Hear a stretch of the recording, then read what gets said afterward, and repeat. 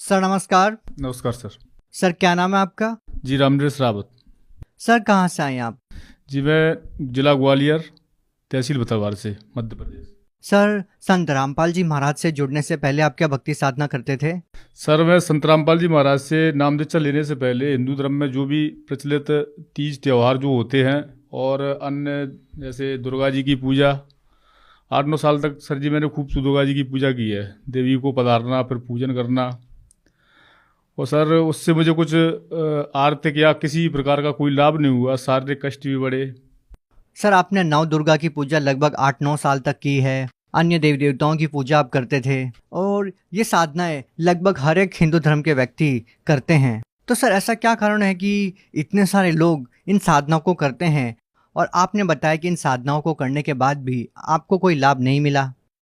Sir ये साधना जो संत रामपाल जी महाराज का प्रवचन सुने तो ये साधना जो हम लोग कर रहे हैं हिंदू धर्म में बिल्कुल शास्त्रों के विपरीत है। हमारे शास्त्रों में कहीं पर भी ये प्रमाण नहीं है कि हमें देवी को ऐसे पधारना है, ये साधना करनी है। ये बिल्कुल भी शास्त्रों के विपरीत साधना कर रहे थे हम लोग। इससे हमें न तो कोई आर्थिक लाभ, ना शारीरिक लाभ। बशर्ते उल्टा ये होता था कि हम देवी की साधना कर रहे हैं तो वहाँ पे क्या सीखा हमने, केवल गांजा पीना शुरू कर दिया, भांग खाना शुरू कर दिया। इन साधनाओं को करते करते आप नशा करने लग गए? जी सर जी, यही हुआ हमारे साथ। और इसको समाज में एक अच्छी मतलब स्तर का मानते थे। वहाँ पे आते थे पंडे लोग तो बोलते थे ये तो चलता है, इसमें फलाना ढकना, तो ये सब होता था सर। सर एक पंडित पूजाएं साधनाएं करवाता है, हवन यज्ञ करवाता है, उसके साथ साथ वो लोग नशा क्यों करते हैं? सर उनको क्या है, बस अपने धंधे से मतलब था कि आज ये लोग करेंगे तो कल हमको भी उनको भी करना था। वो भी करते थे इस नशे को, और केवल अपनी आर्थिक आय के लिए वो हमसे ये सब करा देते। सर हम आपसे ये जानना चाहेंगे, आपको संत रामपाल जी महाराज के बारे में कैसे पता लगा? सर सबसे पहले मेरे पिताजी को सांस की बीमारी थी सर। तो उनको एक पास में ही गांव है, तो वहाँ पे घनश्याम बाबूजी करके वो थे, तो वो बरवाला आश्रम में संत रामपाल जी महाराज के पास गए थे। तो उनको क्या, पिताजी को सांस की बीमारी थी, तो उन्होंने आके बताया कि आप बरवाला आश्रम एक बार मेरे साथ चलिए, वहाँ पे संत रामपाल जी महाराज हैं जो इन सब रोगों को लगभग लगभग दूर कर देते हैं, ऐसा सुना है। तो पिताजी पहले से ही धार्मिक प्रवृत्ति के थे। गांव पे भी उनको लोग, सब लोग भगत जी कह के ही बुलाते थे, मतलब पहले से ही धार्मिक प्रवृत्ति के थे। तो पिताजी ने कहा चलो भाई एक बार देख लेते हैं जाके। तो वो गए, तो पिताजी वहाँ पे सतलोक आश्रम बरवाला हिसार में गए। तो वहाँ से लौट के जैसे गुरुजी ने आश्रम से संत रामपाल जी महाराज से नाम लिया पिताजी ने, उसके बाद लौट के आगे भगत जी, तो उनका सांस वगैरह की जो प्रॉब्लम थी तो धीरे धीरे वो कम होती मुझे दिखी। तो मेरी समझ से पहले ये थी कि पिताजी की तबीयत खराब होती थी तो मैं कहीं पर भी मतलब जाता था तो वापस मुझे शाम को घर आना था, क्योंकि पता नहीं कब तबीयत खराब हो जाए, उनके लिए दवा वगैरह लाना पड़ता था। तो उनकी तबीयत में भगत जी आराम मिला तो पिताजी पुस्तक लाए थे ज्ञान गंगा। तो उन्होंने क्या किया, उन्होंने डायरेक्टली मुझसे तो नहीं कहा कि बेटा इसको पढ़ लेना। उन्होंने मेरे ऐसे, जहाँ पे मैं सोता था पलंग के डोर वगैरह पे, तो वहाँ पे रख दी। मैं क्या, शरीर में पूरे बेकार थे, दारू पीना, पुड़िया, सिगरेट, मतलब जो कोई ऐसा बेकार नहीं है जो मुझ में नहीं था। तो पिताजी ने डायरेक्टली मुझसे ये आके नहीं बोला कि बेटा इसको पढ़ लेना या नशा पत्ता छोड़ देना। कई बार भगत जी प्रयास भी किया मैंने इस चीज़ को छोड़ने का, कि कहीं गिरिराज जी वगैरह जाना कि वहाँ पे जाके मेरा ये नशा पत्ता छूट जाए। आज मैं वहाँ पे जा रहा हूँ तो लौट के इसको वहाँ पे छोड़ के आऊँगा, लेकिन भगत जी ऐसा कोई प्रभाव नहीं पड़ा। तो फिर उसके बाद जैसे पिताजी ने उस पुस्तक को मेरे वहाँ पर रख दिया तो मैंने उसको पढ़ा। सर जी मैंने वो सृष्टि रचना को पढ़ा तो मेरे दिमाग में ऐसी बात फिट हो गई भगत सर जी की, ये गुरु जी पूरे हैं संत रामपाल जी, इनसे मुझे नाम लेना है। उसके बाद फिर मैंने संत रामपाल जी महाराज का प्रवचन टीवी पर देखना शुरू किया, जिससे मैं प्रभावित होकर सर जी ग्वालियर में नामदान केंद्र है, वहाँ पे मैंने जाके दीक्षा ली। सर पहले जो आपने पूजा साधना की उनसे आपको कोई विशेष लाभ नहीं मिला, तो हम आपसे ये जानना चाहेंगे, क्या संत रामपाल जी महाराज से नाम दीक्षा लेने के बाद आपको कोई लाभ मिला? सर सबसे पहला लाभ तो सर, शरीर में जो विकार थे, जो पहले लोग मुझे देखते थे वो अब मुझे पहचान नहीं पाते हैं कि ये वही है। सर दारू, मुर्गा, अफीम, गांजा, भांग, मतलब टोटली सब मैं करता था सर, ये पूरे अमाल मुझ में थे। उसके बाद संत रामपाल जी महाराज से नाम लेने के बाद सर ये विकार तो छूटे ही, साथ में पथरी की प्रॉब्लम आई थी मेरे पेट में। उसके बाद मैंने उसका अल्ट्रासाउंड वगैरह कराया तो 7-8 mm की पथरी उन्होंने बताई। तो सर उसके बाद फिर इलाज वगैरह थोड़ा बहुत मैंने मेडिकल से कराया, तो उससे मुझे कोई लाभ नहीं हुआ। फिर मैंने गुरुजी से प्रार्थना लगाई, संत रामपाल जी महाराज से प्रार्थना लगाई, गुरुजी आप तो सब दुखों का निवारण करते हैं, तो ये फिर मुझे पथरी क्यों हुई। तो सर जी जैसे मैंने आज प्रार्थना लगाई तो सुबह मेरी पतली उसी पेशाब की नली से बाहर निकल गई।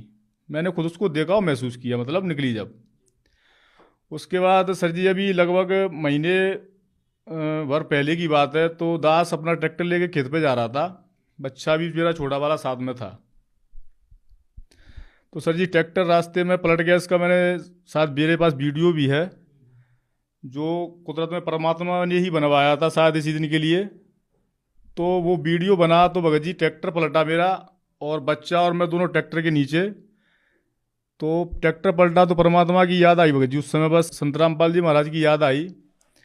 और ना मैं ट्रैक्टर से कूदा ना मेरा बच्चा ट्रैक्टर से कूदा, ट्रैक्टर उल्टा हो गया। उसके बाद मैंने अपने बच्चे को वहीं से पूछा, बेटा तेरे कहीं लगी तो नहीं है। बेटे बेटा मेरे तो कहीं, पापा जी मेरे तो कहीं नहीं लगी, आपको तो नहीं लगी, मेरा बच्चा मुझसे बोला।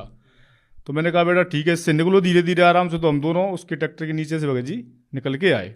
सर, संत रामपाल जी महाराज के अनुयायी ये दावा करते हैं कि जो भी उनसे नाम दीक्षा लेता है उनका नशा छूट जाता है। तो हम आपसे ये जानना चाहेंगे, क्या संत रामपाल जी महाराज आप लोगों का नशा छुड़वाने के लिए, अपने अनुयायियों का नशा छुड़वाने के लिए क्या कोई दवाई या जड़ी बूटी देते हैं जिसको लेने के बाद व्यक्ति नशे को त्याग देता है?